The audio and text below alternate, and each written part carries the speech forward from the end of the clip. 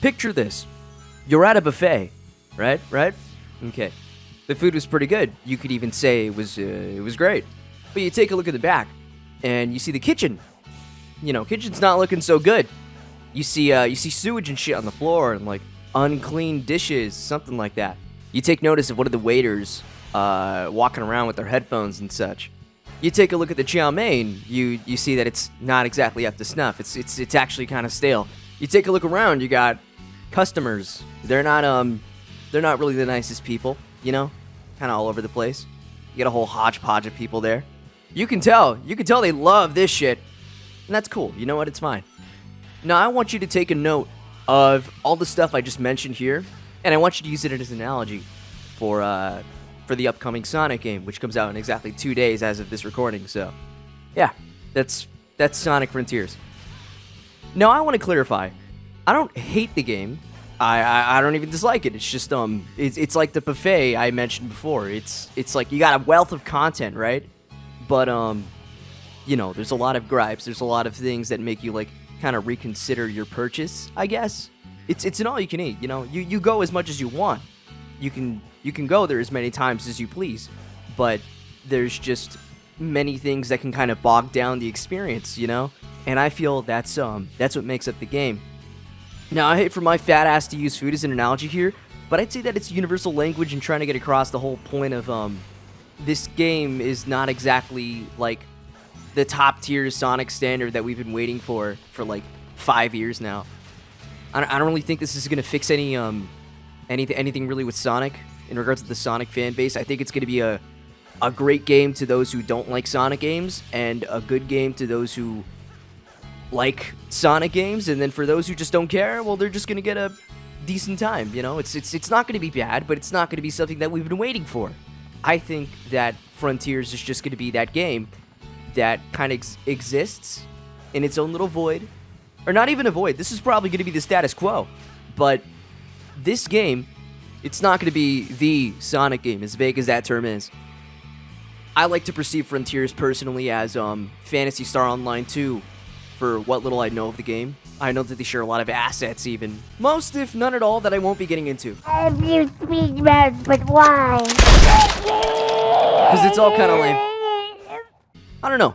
I'm not really big on the whole 180 a lot of fans took after they saw some more competent gameplay. Because let's be honest, this is the same game that we've seen since last year. Like, everything that we've seen so far is just, that was the game. It's never, like, been half-cooked. That's the game. That's it right there. The physics, they're all over the fucking place. You see Sonic snapping onto the surface like a fucking magnet. You have these beautiful but fucking lifeless islands that have no artistic flair. You see faint traces of momentum in the rails and the drop dash even, which is fucking great. Like, hell yeah, dude. We're finally getting something, like the adventure games, but we're never gonna get that stuff again. That's just not how it's gonna work. Sonic is in this sort of, like, trance of movement or something. Like, boost functions like a fucking run button now.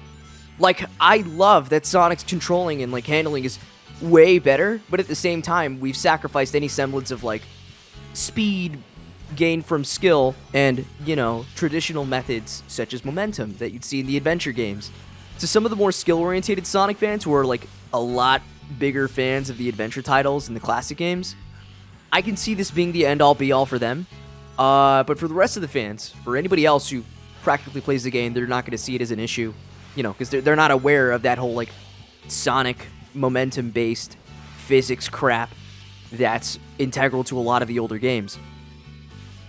Alright, now, all that shit aside, we still have a story to talk about. Now, I don't know jack shit, but I'd say that it's in good hands. From what little I've seen of the cutscenes, I'd say it's a pretty marketable story. That makes sense.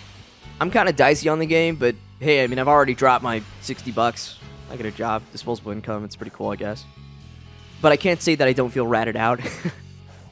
Mainly, I just bought it for mod support on the PC version, and then hopefully I could probably do the same on the Steam Deck, which I want to showcase to some friends, cousins, and such.